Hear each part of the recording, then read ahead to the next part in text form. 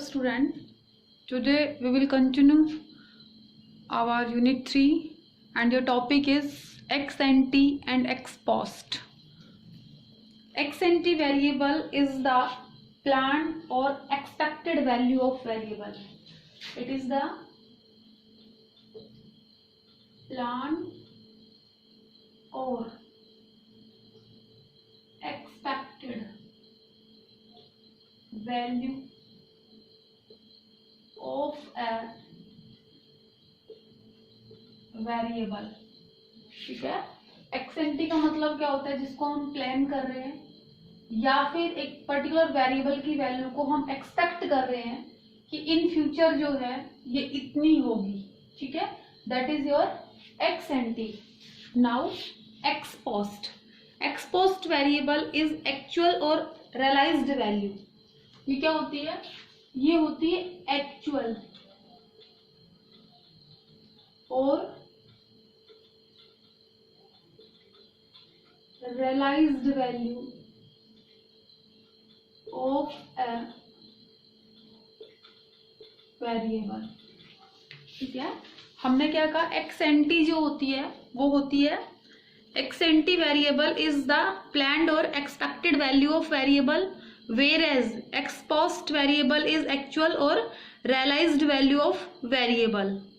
Both these variable are generally used in the context of saving and investment.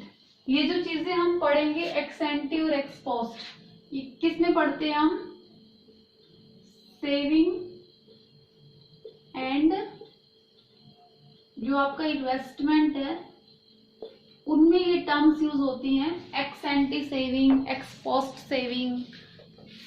ठीक है, तो हमने क्या कहा? There are two aspects of saving and investment. कौन कौन से एस्पेक्ट हो गए? First is ex ante saving and ex ante investment. And next is ex post saving and ex post investment. Now we will understand the meaning of ex ante saving and ex ante investment.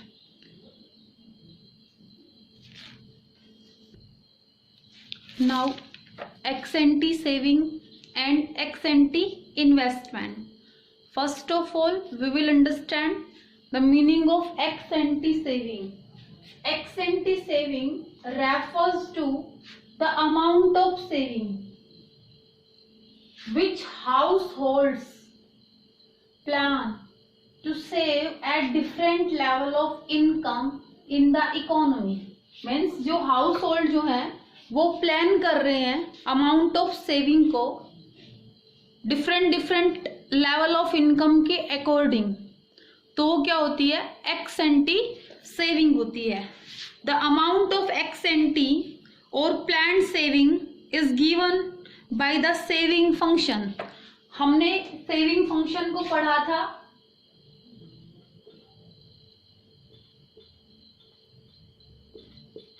Saving function, और we can say propensity to save.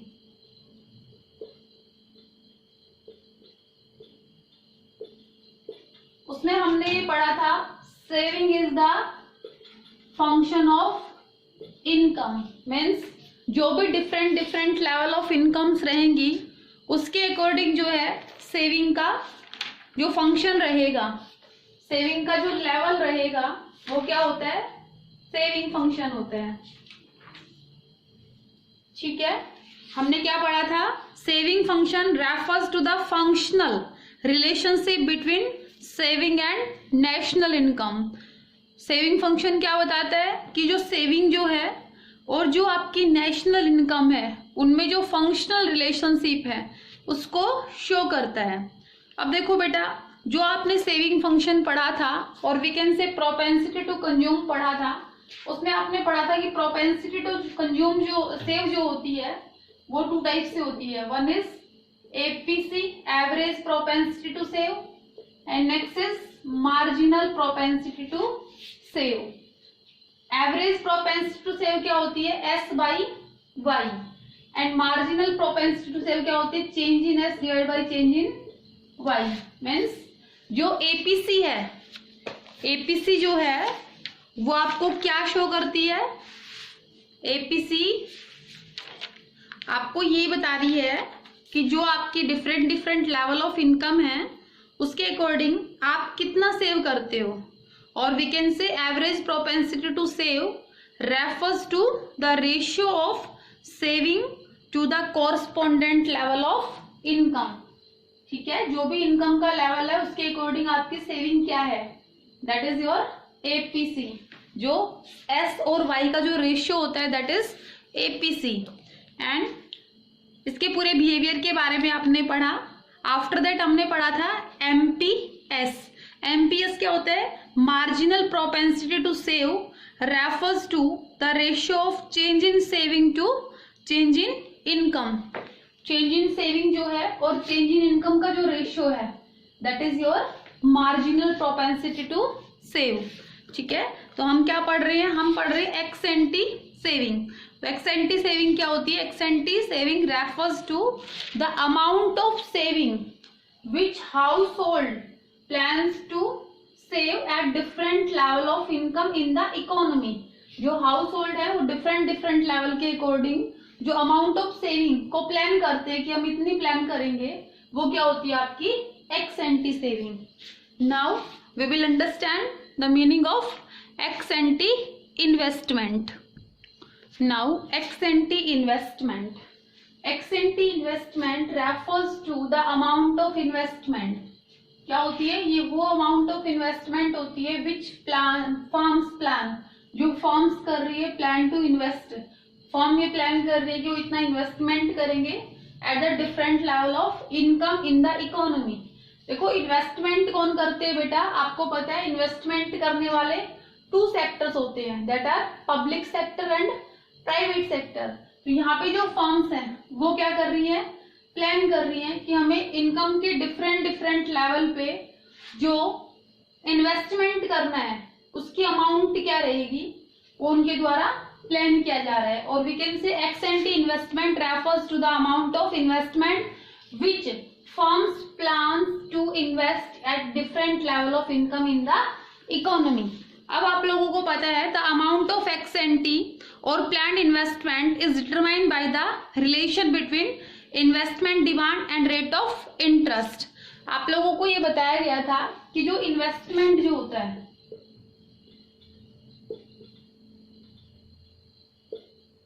Investment को समझाया गया था जो determine करने वाले factors होते हैं।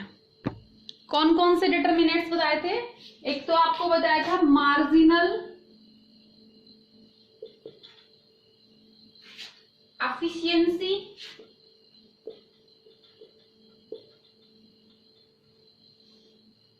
ऑफ इन्वेस्टमेंट,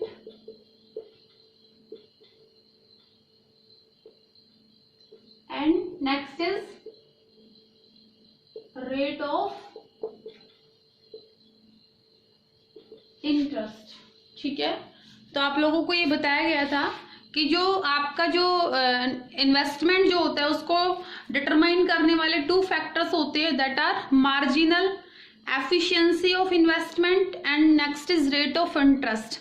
अब आप लोगों को बताया गया था हम जो MEI से डिनोट करते हैं मार्जिनल एफिशिएंसी ऑफ इन्वेस्टमेंट को, और रेट ऑफ इंटरेस्ट को ROI से डिनोट करते हैं। Now marginal efficiency of investment refers to the expected rate of return from an additional investment. ये क्या होती है? ये होती है आपकी expected rate of return.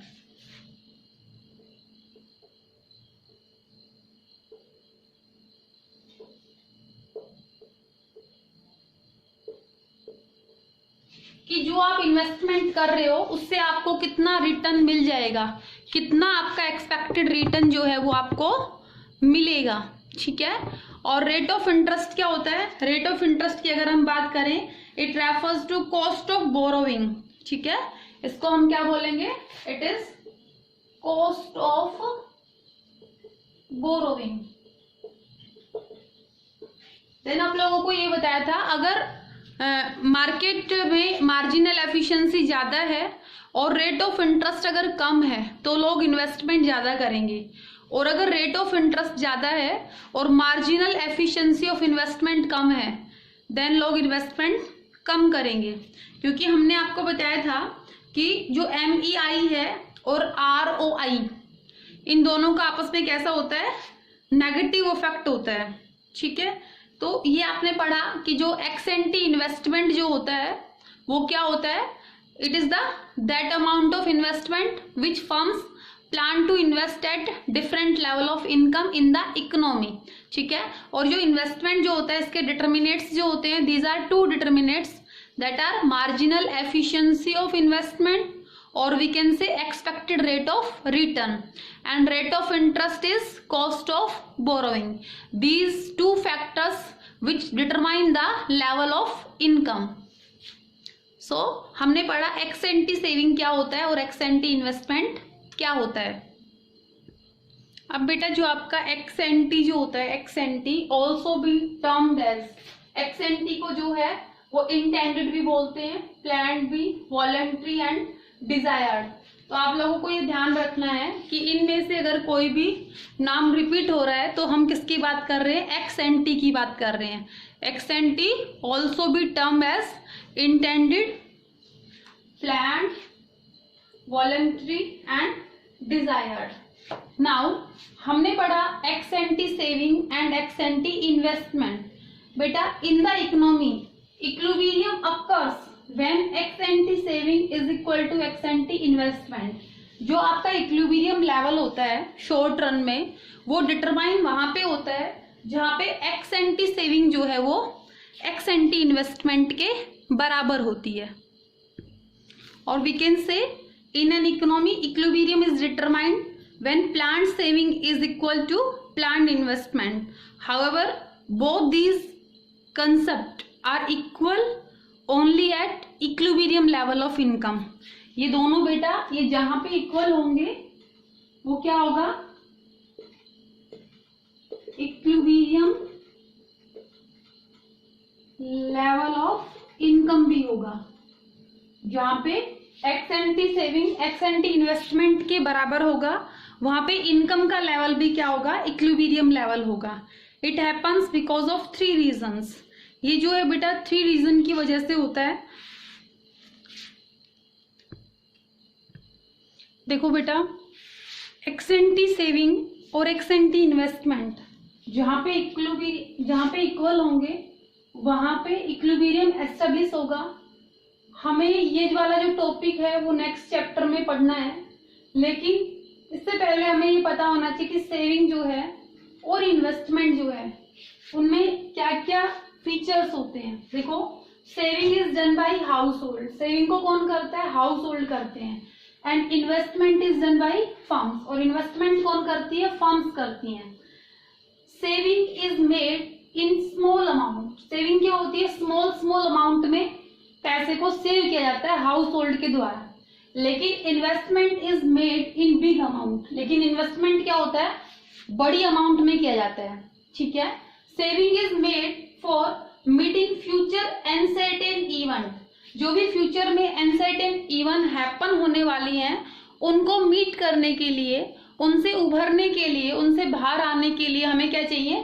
Saving चाहिए। जबकि investment is made for profit motive, जो इन्वेस्टमेंट होता है वो प्रॉफिट मोटिव के लिए होता है। तो बेटा आप इस चीज को समझो, saving is done by the house hold and investment is done by the firm. So saver and investor are different people with different priorities। देखो सेवर जो है उसकी डिफरेंट प्रायोरिटीज हैं और जो इन्वेस्टमेंट करने वाला जो इन्वेस्टर है उसकी डिफरेंट प्रायोरिटीज हैं। मीन्स सेविंग करने वाला जो है वो देखेगा कि इनकम के डिफरेंट लेवल्स के अकॉर्डिंग उसे कितना कंजप्शन करना है और कितना इन्वेस्टमेंट करना है। जबकि इन्वेस्टमेंट जो कर रहा है दैट इज इन्वेस्टर ये देखेगा कि मुझे रेट ऑफ रिटर्न कितना मिलेगा, या फिर मैं इस पैसे को अगर उधार में दे दूं तो मुझे रेट ऑफ इंटरेस्ट क्या मिलेगा। तो इन दोनों की क्या है, डिफरेंट प्रायोरिटीज हैं। ठीक है, सेवर जो है वो ये भी देखेगा कि उसे कितना कंजप्शन करना है ताकि उसकी मैक्सिमम वांट सेटिस्फाई हो जाए, और कुछ पैसा वो सेव कर लेता ताकि फ्यूचर में जो अनसर्टेन इवन हैपन होने वाले हैं उनसे वो कॉम्पीट करके उनसे आगे निकल सके। ठीक है, और हमने कहा कि सेविंग जो होती है वो स्मॉल अमाउंट में होती है, जबकि इन्वेस्टमेंट जो होता है वो बिग अमाउंट में होता है। ठीक है, these are the basic difference between saving and investment. अब हमें एक बात पढ़नी है, ex ante saving and ex ante investment are not always equal to each other. देखो, जो आपका एक्स एंटी इन्वेस्टमेंट है और जो आपका एक्स एंटी सेविंग है, ये दोनों हमेशा इक्वल नहीं रहते। ठीक है, दोनों हमेशा इक्वल नहीं रहते। They are equal only at equilibrium level. ये कहाँ पे इक्वल होंगे, जहां पे इक्विलिब्रियम लेवल रहेगा। ठीक है, ex ante variables form the basic of the theory of national income determination. बेटा हमने ये बताया था कि we are referring here macro economics. हम यहाँ पे मैक्रो इकोनॉमिक्स को पढ़ रहे हैं, और मैक्रो इकोनॉमिक्स क्या करती है, फ्यूचर एनालिसिस करती है। इसीलिए हम एक्स एंटी की बात कर रहे हैं, मीन्स प्लान की बात कर रहे हैं, फ्यूचर की बात कर रहे हैं।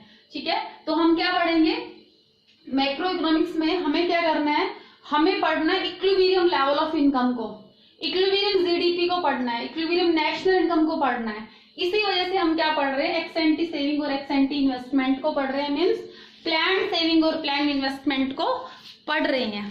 ठीक है, देखो, plan saving is not equal to planned investment, then output will tend adjust itself till both of them being equal। बेटा जैसे कि सेविंग और इन्वेस्टमेंट हमेशा इक्वल नहीं रहते, मीन्स क्या तो सेविंग ज्यादा रहेगी या फिर इन्वेस्टमेंट ज्यादा रहेगा। लेकिन क्या होता है बेटा, कुछ फैक्टर्स ऐसे होते हैं जिनकी वजह से ऑटोमेटिकली सेविंग जो है वो इन्वेस्टमेंट के बरोबर होती है, और जहां पे ये बरोबर होते हैं वहां पे ही इक्विलिब्रियम होता है। हमने इक्विलिब्रियम को समझना है, टू अप्रोचेज रहेंगी हमारी इक्विलिब्रियम की। First is aggregate demand is equal to aggregate supply, and next is saving is equal to income. These are two approaches which determine the level of equilibrium in this chapter. ठीक है, तो हमें ex ante saving और ex ante investment को पढ़ना है, S और I approach में पढ़ना है। और ये जो एस और आई अप्रोच है ये एडी और एएस अप्रोच से ही डेराइव हुई है। ठीक है, तो इस टॉपिक के बारे में हम नेक्स्ट जो आपका चैप्टर है उसमें डिस्कस करेंगे। तो यहाँ तक हमने पढ़ा कि एक्स एंटी सेविंग और एक्स एंटी इन्वेस्टमेंट क्या होता है। Now we will understand ex post saving and ex post investment. Ex post saving and ex post investment. Ex post saving refers to the actual or realized saving in an economy। जो एक economy में actual saving हुई, that is your x post saving. Ex post saving की अगर हम बात करें तो हम कहेंगे एक्स पोस्ट और actual saving is sum total of planned saving and unplanned saving. बहुत सारी चीजें ऐसी होती है बेटा जो प्लान नहीं हो सकती, तो हमने क्या कहा, एक्स पोस्ट सेविंग जो होती है, x post saving is planned saving plus unplanned saving. ठीक है, हमने क्या कहा था, एक्स एंटी में क्या होता है, सिर्फ प्लान सेविंग होती है, बट एक्स पोस्ट में क्या होता है, planned saving and unplanned saving both are involve. ठीक है, तो एक्स पोस्ट और actual investment is sum total of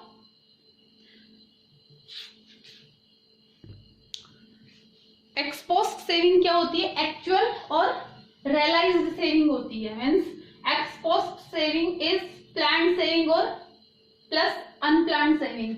now ex post saving, ex post saving, ex post investment refers to the actual or realized investment in an economy, कि एक economy में जो है during the year कितना actual investment हुआ। ये plan भी हो सकता है x post investment is sum total of plan investment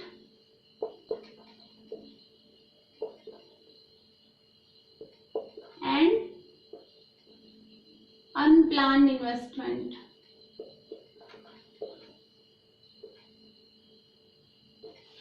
plan तो हमने कर लिया, लेकिन ड्यूरिंग द ईयर जो है कुछ चीजें ऐसी भी होती है जो अनप्लान होती हैं, फिर भी फर्म्स को करनी पड़ती हैं। सेम ऐसे ही कुछ सेविंग ऐसी होती है जो अनप्लान्ड होती है, जो हाउस होल्ड को करनी पड़ती है। ठीक है, तो हमने क्या कहा, अगर हम बात करें अभी कोरोना क्राइसिस में अगर हम बात करें तो लोगों ने प्लान किया था कि हम इतनी सेविंग करेंगे, लेकिन अब लोग क्या कर रहे हैं, ज्यादा सेविंग करने की कोशिश कर रहे हैं ताकि इस क्राइसिस से वो लोग निकल सके। मींस एक्स पोस्ट सेविंग में क्या हो गया, प्लान सेविंग तो जो आपने प्लान करके चले थे, लेकिन जो आपने एक्स्ट्रा अभी करनी पड़ रही है that is your unplanned saving. Okay, but as you know very well, crisis के ड्यूरिंग बहुत सारे लोगों का काम छूटा हुआ है। ठीक है, अगर काम ही नहीं है तो इनकम जीरो है, इनकम अगर जीरो है, इनकम अगर बहुत कम है, मीन्स कंजप्शन तो करना ही होता है लोगों को, क्योंकि एग्जिस्टेंस बनाना होता है। इसी वजह से जो यहाँ पे सेविंग जो होती है उसकी जो क्वांटिटी है कहीं ना कहीं कम हो रखी है, क्योंकि इनकम जो है वो कम है। लेकिन हम क्या समझेंगे, हमने ये कहा कि प्लान सेविंग का मतलब होता है जो हमने प्लान की, मीन्स हमने प्लान की कि हम मंथ में 1000 रुपीज की सेविंग करेंगे, लेकिन अगर हमें ये पता है कि आने वाले टाइम में और क्राइसिस आने वाला है तो हम क्या करेंगे, हम अपनी सेविंग को और बढ़ा देंगे। तो आपने प्लान तो 1000 रुपीज की थी, लेकिन at the end of the month आपने देखा कि आपने 2000 रुपीज की सेविंग कर ली, क्योंकि क्राइसिस को देखते हुए। तो आपने क्या कहा, एक्स पोस्ट में क्या आ जाता है, प्लान और अनप्लान बोथ सेविंग होती है। ठीक है, अब हम बात करें एक्स पोस्ट इन्वेस्टमेंट की। देखो, एक तो होता है कि क्या होता है, प्लान, जो आपने प्लान किया कि फर्म्स ने प्लान किया कि वो ड्यूरिंग द ईयर जो है वो इतना इन्वेस्टमेंट करेंगी, लेकिन कुछ ऐसी क्राइसिस हो गई, कुछ ऐसी हम कह सकते हैं कि एक महामारी आ गई, जिस वजह से गवर्नमेंट को क्या करना पड़ा, हेल्थ सेक्टर में इन्वेस्टमेंट ज्यादा करना पड़ा। Means this is unplanned investment. ठीक है, तो हमने क्या कहा, एक्स पोस्ट इन्वेस्टमेंट जो है उसमें प्लान्ड इन्वेस्टमेंट तो है ही है कि हमने इतना प्लान किया है कि हम इतना इन्वेस्टमेंट करेंगे डिफरेंट सेक्टर्स में, एजुकेशन सेक्टर में इतना इन्वेस्टमेंट करेंगे। ठीक है, सेकेंडरी प्राइमरी जो भी सेक्टर्स हैं उनमें इतना इन्वेस्टमेंट करेंगे, लेकिन जो हेल्थ सेक्टर में हमें इन्वेस्टमेंट करना पड़ा, this is your unplanned investment. इतना सोचा नहीं था कि इतना इन्वेस्टमेंट करना पड़ेगा। ठीक है, तो हमने क्या कहा, एक्स पोस्ट इन्वेस्टमेंट जो होता है उसमें इंक्लूड होता है planned investment plus unplanned investment. Now हमने पढ़ा एक्स एंटी और एक्स पोस्ट को। It must be noted that ex post saving and ex post investment are equal at all level of income. This equality between the two is bought by fluctuations in income. बेटा, हमें जो पढ़ना है, हमें जो देखना है, हम एक्स पोस्ट सेविंग और एक्स पोस्ट जो आपका इन्वेस्टमेंट है उसके बेस पे हम इक्विलिब्रियम को डिटरमाइन नहीं करेंगे, क्योंकि जो भी इनकम में फ्लक्चुएशंस हैं उसके अकॉर्डिंग हो सकता है कि एक्स पोस्ट सेविंग जो है वो एक्स पोस्ट इनकम के इक्वल हो जाए हर स्टेप पे। लेकिन हमें जो पढ़ना है, जिसके बारे में हमें equilibrium level of national income को देखना है, that is decided by x ante saving and ex ante investment.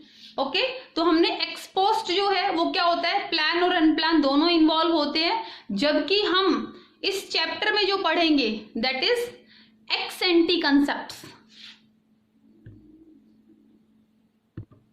Now full employment and involuntary unemployment. बेटा, जो हमारी ये यूनिट है, यूनिट 7, ये हमें बताती है determination of income and employment के बारे में। मीन्स डिफरेंट इकोनॉमी में जब इनकम का लेवल रहेगा उसके अकॉर्डिंग जो एम्प्लॉयमेंट का लेवल रहेगा वो क्या रहेगा बेटा? आपको पता है कि इनकम जो है, इनकम का एम्प्लॉयमेंट के साथ पॉजिटिव रिलेशन होता है। मीन्स अगर एम्प्लॉयमेंट बढ़ेगा तो इनकम भी बढ़ेगी, और अगर एम्प्लॉयमेंट घट जाता है तो इनकम भी घट जाती है। अकॉर्डिंग टू केन्ज, केन्ज जो है बेटा, इसने जो आपकी शॉर्ट रन इक्विलिब्रियम जो है उसको डिटरमाइन किया था, उसकी सबसे अच्छी थ्योरी है। तो वो कहते हैं कि short run is defined as period of time during when level of output is determined exclusively by the level of employment in the economy। Means यहाँ पे जो इनकम का लेवल है वो डिपेंड करता है लेवल ऑफ एम्प्लॉयमेंट के base पे। Higher level of employment leads to higher level of output. ऐसे कहते हैं कि अगर एम्प्लॉयमेंट ज्यादा रहेगा, एम्प्लॉयमेंट अगर ज्यादा रहेगा then output will be high, और वाइस वर्सा। मीन्स जब एम्प्लॉयमेंट कम रहेगा तो आउटपुट कम रहेगा, मीन्स इनकम भी कम होगी। तो जो आपकी शॉर्ट रन इक्विलिब्रियम जो है, और वी कैन से यूनिट जो आपकी 3 है जिसमें आपको determination of income and employment को पढ़ना है, वहां पे हमें यही देखना है कि जो हमारी इनकम है और एम्प्लॉयमेंट का क्या होता है, सीधा सीधा रिलेशन होता है। अब हमने कहा कि हमें पढ़ना है full employment level and involuntary unemployment. अभी फुल एम्प्लॉयमेंट लेवल जो होता है बेटा वो डिटरमाइन होता है वहां पे जहां पे aggregate supply is equal to aggregate demand होती है। ठीक है, जहां पे एग्रीगेट डिमांड एग्रीगेट सप्लाई के इक्वल होती है। As you know very well, हम 2 सेक्टर इकोनॉमी की बात कर रहे हैं, तो यहाँ पे एग्रीगेट डिमांड क्या होगी, कंजप्शन प्लस इन्वेस्टमेंट, और एएस क्या होती है, equal to income, and income is in 2 parts, that is consumption and saving. तो यहाँ पे जो है हम बात कर रहे हैं कि जहां पे इनकम जो है वो आपकी एग्रीगेट डिमांड के इक्वल रहेगी, एग्रीगेट डिमांड जो सप्लाई के इक्वल रहेगी, तो आपका क्या रहेगा, फुल एम्प्लॉयमेंट लेवल रहेगा, जिसको हम नेक्स्ट चैप्टर में पढ़ेंगे। यहाँ पे हम पढ़ते हैं कि what is the meaning of full employment. Full employment refers to a situation in which all those people who are willing and able to work at the existing wage rate get work without any difficulty। Means इसमें क्या है, full employment बेटा वो situation होती है जहां पे उन सब लोगों को काम मिल जाता है जो काम करना चाहते हैं और काम करने में एबल हैं। जो भी मार्केट में एग्जिस्टिंग वेज रेट है उसके अकॉर्डिंग उनको काम मिल जाता है विदाउट एनी डिफिकल्टी। ठीक है, तो full employment refers to a situation in which all those people, हम उन लोगों की बात कर रहे हैं जो काम करना चाहते हैं, जो काम करना ही नहीं चाहते, हम उनकी बात नहीं कर रहे हैं। तो हमने क्या कहा, full employment refers to a situation in which all those people who are willing and able. Able कौन होते हैं, आप लोगों को पता है कि अबो 18 जो है वो एज ए वर्कर काम कर सकता है, क्योंकि हमारे देश में ऐसे कहा गया है कि अगर 18 साल से आप कम हैं तो आप काम करने में, आप लोगों को काम करने के एबल नहीं बताया जाता संविधान में। ठीक है, तो हमने क्या कहा, full employment refers to a situation in which all those people who are willing and able to work, जो काम करना चाहते हैं और जो काम करने में सक्षम हैं। और देखो यहाँ पे एबल में वो लोग भी आ गए, जैसे कि कुछ लोग ऐसे भी होंगे हैंडीकैप्ड भी होंगे, कुछ लोग अनसाउंड माइंड होंगे जिनमें काम करने की एबिलिटी ही नहीं है। ठीक है, तो हमने क्या कहा, विलिंग जो काम करना चाहते हैं और जो एबल हैं उन सब लोगों को काम मिल जाता है जो भी मार्केट में एग्जिस्टिंग वेज रेट है उस पे। ठीक है, अब देखो, अब इस चीज को समझो, the full employment means that there is no employment. ऐसा नहीं होता कि एवरीवन गेट्स वर्क, हर आदमी को क्या काम मिल जाता है फुल एम्प्लॉयमेंट में। It means demand for labour is equal to its supply. क्या ऐसा होता है कि जो डिमांड फॉर लेबर है क्या वो सप्लाई फॉर लेबर के इक्वल है? क्या ये ऐसी सिचुएशन है जहां पे सब लोगों को काम मिल गया जो काम करना चाहते हैं? However, in macroeconomics, there can be some type of unemployment even during the full employment. बेटा ऐसा नहीं होता कि फुल एम्प्लॉयमेंट पे कोई भी पर्सन जो है वो अनएम्प्लॉयड नहीं है, मतलब कोई भी ऐसा पर्सन नहीं जिसको काम ना मिला हो, सब लोग बेरोजगार मिला हो, ऐसा नहीं होता। फुल एम्प्लॉयमेंट में भी कुछ बेरोजगारी रहती है, कुछ टाइप ऑफ एम्प्लॉयमेंट यहाँ पे भी रहता है, ठीक है। It means full employment does not stand for zero employment, means ये वो सिचुएशन नहीं है, full employment is not the situation of zero employment, zero unemployment, means ये वो सिचुएशन नहीं है जहां पे जीरो बेरोजगारी है, जीरो अनएम्प्लॉयमेंट है। यहाँ पे भी टू टाइप्स की जो है अनएम्प्लॉयमेंट मिलती है, that is frictional unemployment and structural unemployment, ठीक है। इन जो टॉपिक्स को, टाइप ऑफ फुल एम्प्लॉयमेंट को हम नेक्स्ट वीडियो में पढ़ेंगे, यहां तक आप कवर करेंगे, ठीक है। फुल एम्प्लॉयमेंट क्या होता है, इससे आगे हम पढ़ेंगे type of unemployment during the full employment level.